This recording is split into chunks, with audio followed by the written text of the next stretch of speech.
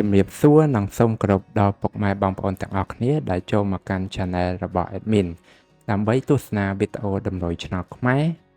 សម្រាប់ថ្ងៃទី3ខែ4ឆ្នាំ2025សម្រាប់វេលាម៉ោង1ម៉ោង3និងម៉ោង6ដូច្នេះកុំបង្អង់យូរសូមពុកម៉ែបងប្អូនកលេចមកមើលតម្រុយ2លេខតម្រុយ2លេខ Admin គឺមានលេខ22 26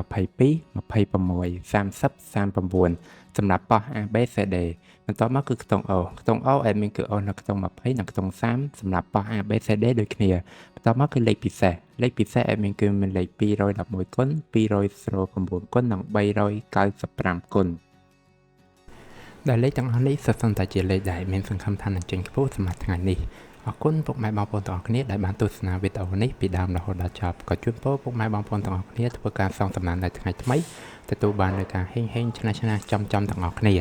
ជាចុងក្រោយ Admin សូមពុកម៉ែបងប្អូនជួយ Like Subscribe និង Share ដើម្បីជាកម្លាំងចិត្តដល់ Admin ផងនិងដើម្បីពុកម៉ែបងប្អូនទាំងអស់គ្នា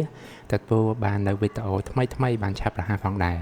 ដូច្នេះ Admin សូមជម្រាបលានិងជួបគ្នានៅវីដេអូក្រោយ